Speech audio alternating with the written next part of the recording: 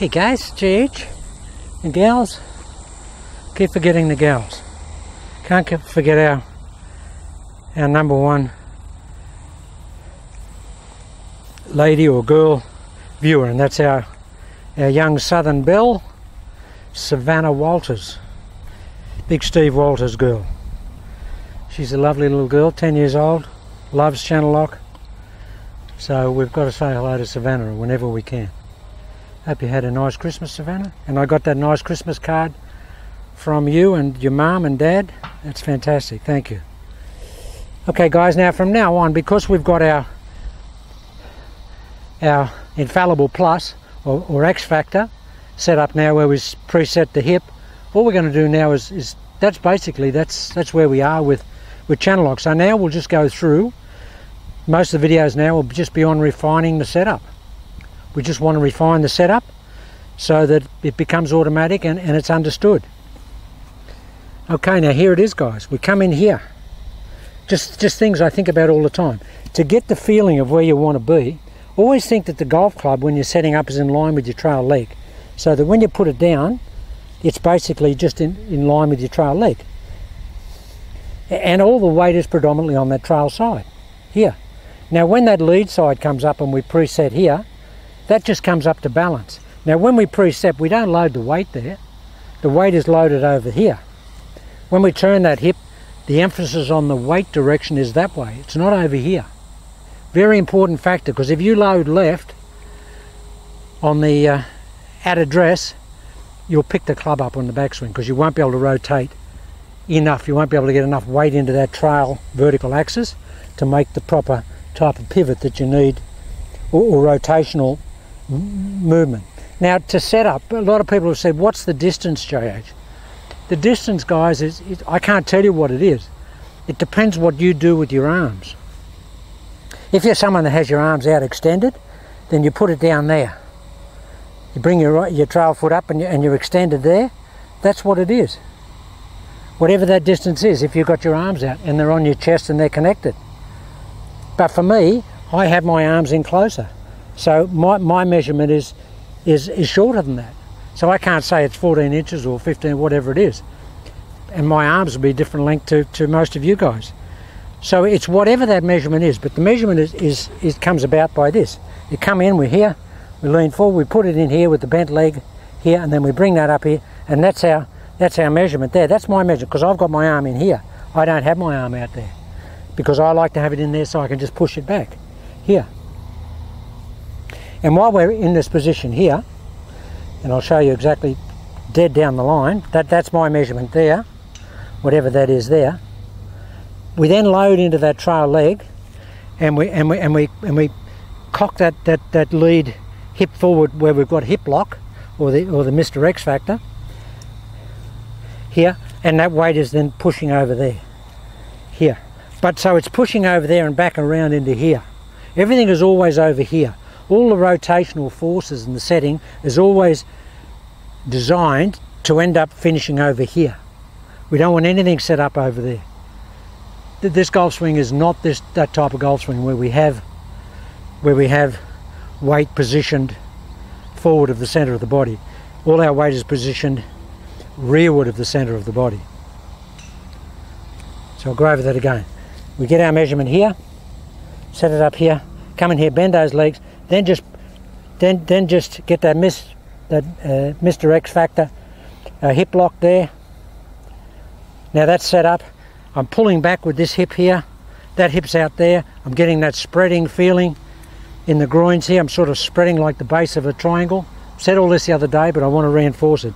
So the weight goes there, but the weight comes back here, and that's how we have that great stability. We don't want all that weight coming back just into this trail leg here. We want to have the hip lock, but the weight predominantly staying there.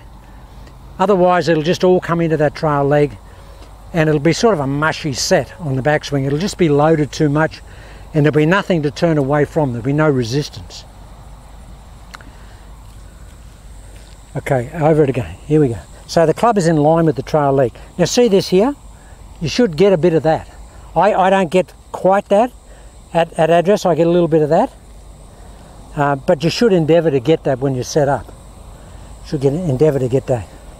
Now, you can put your trail foot out if you want, but remember guys, the ball, the variance that you've got is basically probably the width of your foot, maybe, you know, 2.5 inches or 3 inches, whatever. That's the variance you've got. You don't want it in front of your foot, and you don't want it behind your foot. Ideally, you want it sort of between the big toe and the third toe. That's what I think about most of the time. And what will happen sometimes, it'll look when I'm on video here, that when I get in here and I pull that foot back and I flare that foot, that the ball's up, but it's not. It's only because I flare that foot. So that makes it look like it's here, but if I bring the foot back, clearly it's in the same place. So that's an optical illusion. That doesn't really, the ball doesn't go anywhere. Okay, now we've got our connection on our chest here. When we say connection, for me, I've got my arms over on my chest, and the reason I do that, guys, is because I want the chest to push the club away, push my hands away, because that's a constant rate. I don't want my arms disconnected so my hands are disconnected, and then I can get really flippy and flappy with the hands on the backswing and I can pick them up. I don't want to pick them up. I want to push them down and back. That's what I want, to push them down and back. Push them down and back. Good feeling, guys, is feel that if you had sandpaper on a bench here and you're going to, you know, skin your knuckles on the backswing, push your hands down onto some imaginary sandpaper there, or abrasive paper of some description. Feel like you want to push your hands down. That's a good feeling, because the thing I like about that, guys, is that when I do push it back like that, clearly the hands want to go down and that way. If I get any type of lift, there's a propensity that they will go sideways and not rearwards. So that's the reason for the push down. And I keep pushing down as long as I can in the backswing, and it's only the rotation of the body or the shoulders in the backswing, once we've set in here, when we've got our X factor in place here, it's only as I push down, pushing down, but the shoulders are turning and the hands will come up. They will come up because of the rotation. They'll just bring it up, the same as they bring it up in a normal golf swing. If we set up in a normal golf swing here, the hands are here. If we didn't turn our shoulders, they'd never get up in the air, would they? And as we go to here, they're that height. As we go to here, they're that height. As we go to here, they're that height. It's the turning of the shoulders that gets the hands up. But you don't want to help the club up there. You just want to keep the pressure down and let the turning of the shoulders and the torso elevate the club on the backswing. That's what you want to do. Beautiful day here today, guys. Very hot, but beautiful day.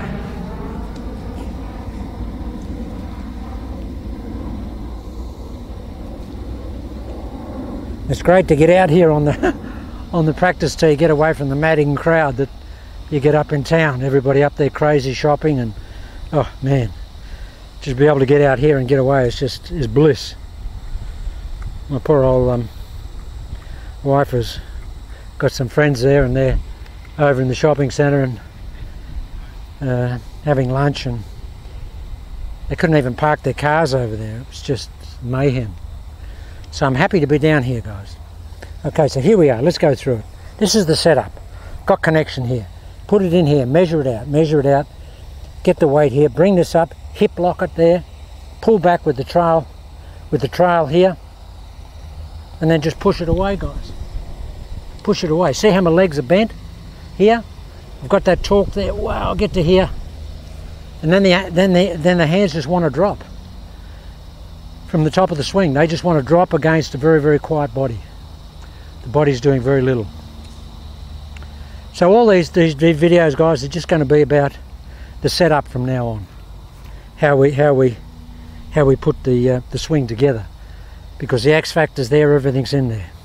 And don't hesitate to just, post comments on the One Atomic Golf channel if you're not sure about things, or even send me emails. My email is on the channel somewhere, but for anybody that doesn't have it, it's J Hensby, just all lowercase, J Hensby, the number 1, J Hensby 1 channellock@gmail.com. So if anybody wants to send me emails with specifics about what they're experiencing in the swing, they can do that. Guys, I get like 120 a day, so if I don't answer it for a couple of days, understand. Sometimes I get 200.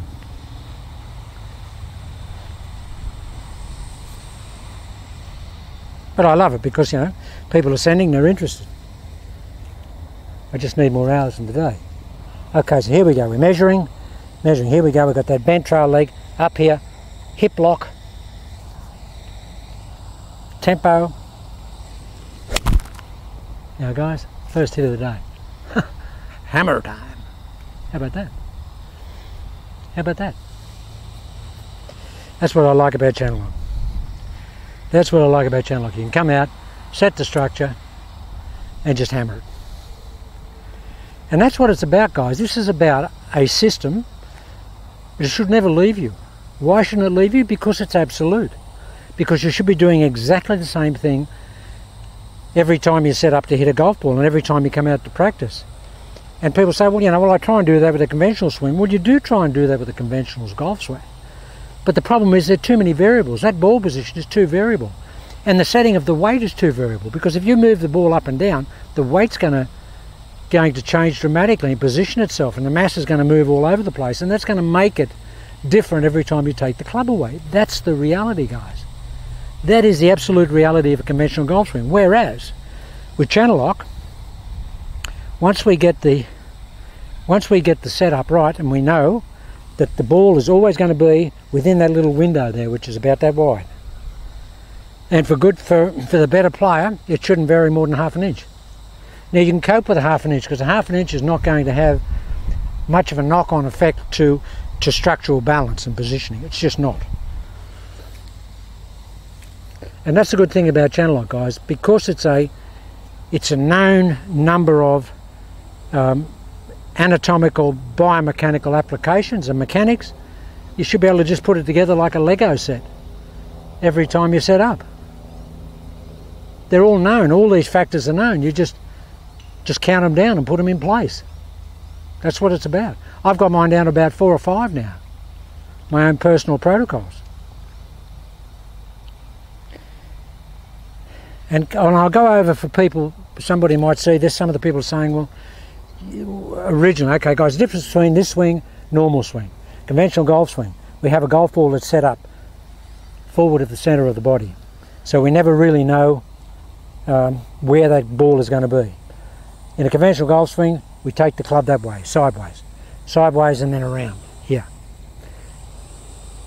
On the downswing, we fire the hips, we turn the hips out of the way, we drive the trail side, and everything rotates around over here. But unfortunately, a conventional golf swing, it can rotate around over there too early, and you get that shot left. And that's why I invented channel lock. With channel lock, we don't do that, guys. We have the ball backward of the centre of the body. It's back here. We have the weight loaded over here. We take the club rearwards, inwards in the channel here. It comes in the channel here. It stays in the channel. It goes out through the channel, out across the target line. It doesn't go down the target line as a feeling. It goes out across the line and the club face goes towards the target. It releases towards the target, but the feeling is the golf club goes that way. That's the major difference in the golf swing. We swing beside our body, into out, and we don't want to have a lot of rotation in the golf swing. And we don't want to transfer a lot of weight. We basically want to get in position here,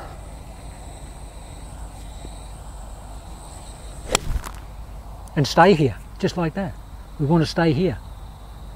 Now, I've got a little bit of twist there, but that's velocity unloading itself. That's all that is. And if you didn't do that, you'd probably do yourself an injury. You would do yourself an injury if you do. So you've got to let, even Mo Norman, after he hit it, he used to rotate to balance or to relieve the pressure. So that's the difference. In channel lock, we don't want to rotate.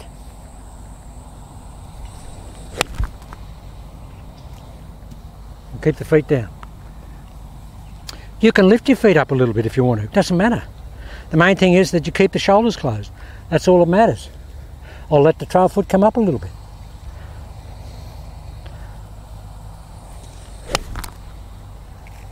So I'm so geared to having it down now, it's hard for me to lift it up.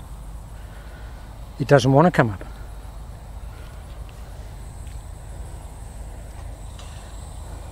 Hip lock it.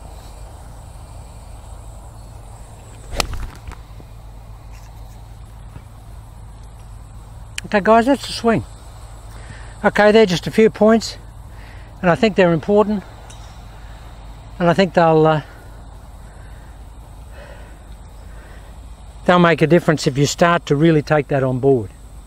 And the main thing is, going forward, if you've got any concerns about it or you're not sure about it, just post up on the channel, or just send me an email. Okay guys, and that's what I'm going to do. The rest of the videos are just going to be all building, base. Just consolidating.